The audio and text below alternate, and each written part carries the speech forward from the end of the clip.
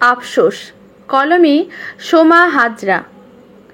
আজ রেলগাড়ির কামরায় হঠাৎ দেখা নন্দিনীর সাথে। নন্দিনী আমার স্কুল ফ্রেন্ড। ফার্স্ট ইয়ারে পড়ার সময় ওর বিয়ে হয়ে যায়। শেষ দেখা হয়েছিল সেই বিয়ের রাতে। তারপর অনেক দিন যোগাযোগ বিচ্ছিন্ন ছিল। তবে বর্তমানে সোশ্যাল মিডিয়ার দৌলতে আবার খুঁজে পায় নন্দিনীকে। তারপর মাঝে মধ্যে চ্যাটিংয়ে কথাবার্তা চলে। ছোটবেলা থেকে পড়াশোনাতে বেশ ভালোই ছিল নন্দিনী। ক্লাস 9-এ ওঠার পর হঠাৎ ওর মধ্যে একটা পরিবর্তন লক্ষ্য করলাম। জীবনের নির্দিষ্ট কোনো লক্ষ্য ছিল না। নন্দিনী শুধু বলতো একটা ভালো ছেলেকে বিয়ে করে সুন্দর করে গুছিয়ে সংসার করব। এরপর অনেকবার বোঝানোর চেষ্টা করেছি, পড়াশোনাটা এভাবে ছেড়ে দিস না। কিন্তু সব কিছুর পরেও ওর মুখে একটাই কথা শুনতাম, পড়তে ভালো লাগে না। হঠাৎ এই পরিবর্তনটা কেন হয়েছিল তা আমার জানা নেই। নন্দিনী বলতো স্বামী স্ত্রী দুজনে কাজ করলে সংসার বেশি দিন টেকে না। একজন বাইরের কাজ করবে, অন্যজন ঘরের।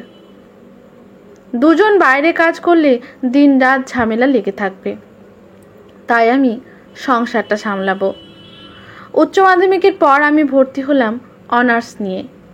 একই কলেজে পাশে ভর্তি হলো নন্দিনী। সপ্তাহের সব দিন হয়তো দেখা হতো না, তবে 2 বা 3 দিন একসাথেই যাতায়াত করতাম। ধনী পরিবারের একমাত্র মেয়ে নন্দিনী। বাবার বাড়ি তৈরির সামগ্রীর বড় ব্যবসা। অর্থনৈতিকভাবে বেশ সচ্ছল। কলেজে ছুটির পর যেদিন একসাথে বাড়ি ফিরতাম, ফুচকা ঝালমুড়ি বা এটা ওটা খেলে টাকা জোর করে দিয়ে দিত নন্দিনী। আমি দিতে চাইলে বলতো ওগুলো জমিয়ে রাখ, এখন পড়াশোনার কাজে লাগাস। পরে তুই যখন চাকরি করবি সব সুদ সমেত ফেরত নেব। কারণ ও আমার বাড়ির অর্থনৈতিক অবস্থা খুব ভালো করে জানতো। একটা জিনিস লক্ষ্য করেছিলাম, কোনো ভিক্ষুক বা সাহায্য প্রার্থী ওর কাছ থেকে কখনো ফেরত যেত না।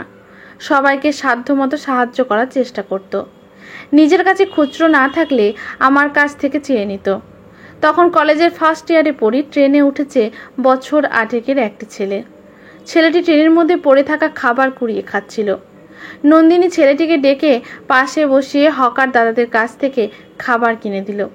পরদিন থেকে ছেলেটিকে দেখতাম প্রতিদিন আমরা যে ট্রেনে উঠি ওই ট্রেনে উঠত, আর নন্দিনী ব্যাগ থেকে বের করে দিত একটা বিস্কুটের প্যাকেট। এইভাবে 3-4 মাস চলে যায়। হঠাৎ শুনলাম নন্দিনীর বিয়ে ঠিক হয়েছে। বললাম, পড়াশোনার তাহলে কি হবে?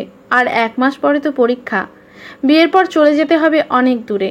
ছেলের দেশের বাড়ি হুগলি হলেও ব্যবসা সূত্রে থাকেন হায়দ্রাবাদে। বিয়ের পর নন্দিনীকে পাকাপাকিভাবে সেখানেই নিয়ে যেতে চান নন্দিনীর স্বামী তাপস বাবু। বললাম, তাহলে কি ওখানে নতুন করে কলেজে ভর্তি হবি? নন্দিনী বলল, জানিস তো আমার আর পড়তে ভালো লাগে না। আমি এবার চুটিয়ে সংসার করব। আর স্বামীর টাকা মানে তো আমারই টাকা।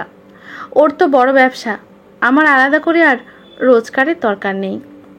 বললাম, গ্র্যাজুয়েশনটা কমপ্লিট করে বিয়েটা না হয় করতিস। নন্দিনী বলেছিল ছেলের বাড়ি থেকে রাজি নয় তারা চায় তাড়াতাড়ি বিয়েটা হয়ে যাক। তাই আমার বাড়ির সবাই এক কথায় রাজি। কয়েকদিন পর বিয়ের কার্ডটা আমার হাতে ধরিয়ে দিয়ে বলেছিল, অবশ্যই যাস। সেদিনও চোখে কোনো দুঃখ দেখিনি, চোখে মুখে একটা অনাবিল আনন্দ, যেন জীবনের সব থেকে বড় স্বপ্ন সত্যি হতে চলেছে। নন্দিনীর বিয়ের রাতে গিয়েছিলাম। লগ্ন অনেক রাতে থাকায় আর কয়েকদিন পরে পরীক্ষা হওয়ার কারণে বেশি রাত পর্যন্ত থাকতে পারিনি। নন্দিনী এক প্রকার জোরপূর্বক আমাকে বাড়ি পাঠিয়েছিল, যাতে পড়াশোনার কোনো ক্ষতি না হয়। সেটাই ছিল নন্দিনীর সঙ্গে শেষবারের মতো দেখা। নন্দিনী বাপের বাড়ি কমই আসতো, তাই আর সামনাসামনি দেখা হয়নি। তখন সবে সবে কিপ্যাড দেওয়া ফোন উঠেছে, তবে সেটা তখনও আমার হাতের নাগালের বাইরে। আর তাছাড়া ওর ফোন নাম্বারও আমার জানা ছিল না, তাই যোগাযোগ এক প্রকার বিচ্ছিন্ন হয়ে পড়ে। তারপর বেশ কয়েক বছর কেটে যায়। গ্র্যাজুয়েশনের পর MA করি, বেশ কয়েকটা কোর্স করি। চাকরি পেতে পেতে বয়সটা অনেকটাই হয়ে যায়। আজ স্কুল থেকে ফেরার পথেই হঠাৎ ট্রেনে দেখা নন্দিনীর সঙ্গে। আমার দেখা 19 বছরের তন্নি নন্দিনী এখন একজন পরিপূর্ণ নারী। সে ছিপছিপে চেহারা আর নেই, আগের থেকে অনেক স্বাস্থ্যবতী। নন্দিনী ওর স্বামী তাপসবাবু ও মেয়ের সাথে আলাপ করালো। তাপসবাবু ফোনের মধ্যে যেভাবে মুখটা নামিয়েছিলেন, নমস্কার সেরে আবার সেভাবেই মুখটা নামিয়ে নিলেন। মেয়েও দেখলাম একটা আইপড নিয়ে ব্যস্ত হয়ে পড়ল। ট্রেনটা বেশ ফাঁকা ফাঁকা ছিল। আমি আর নন্দিনী পাশাপাশি বসেছি। সামনের সিটে তাপসবাবু আর নন্দিনীর মেয়ে। কার্তিক মাস, ট্রেনে ভিড়ও কম। জানলা দিয়ে আসা বাতাসটা জানান দিচ্ছিল শীতের আগমন বার্তা। তবুও আমার কেমন যেন একটা অস্বস্তি হচ্ছিল। নন্দিনী আমার হাত ধরে বিপরীত দিকের খালি সিটগুলোতে নিয়ে গেল। সোশ্যাল মিডিয়ার দৌলতে ও আগেই জেনে গিয়েছিল আমার চাকরি পাওয়ার কথা। নন্দিনী বলল, শেষ পর্যন্ত চাকরিটা পেয়েই দেখালি বল। বললাম, তুই আমার পরিবারের অবস্থা সবই তো জানিস। আমি বাবা মায়ের একমাত্র সন্তান। আমার নিজের জন্য, আমার পরিবারের জন্য এই চাকরিটি পাওয়াটা কতটা গুরুত্বপূর্ণ ছিল। নন্দিনী বলল, 2 বছর হয়ে গেল চাকরি পেয়েছিস, বিয়ে কবে করছিস? বললাম, সামনের অগ্রহায়ণে, আর 20 দিন বাকি।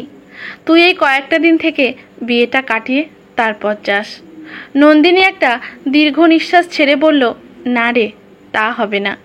3 দিন পর আমাদের ফ্লাইট। বাবা মাকে প্রায় 2 বছর দেখিনি, তাই এবার একদিনের জন্য এসেছি। ট্রেনে একজন সাহায্য প্রার্থী উঠলেন।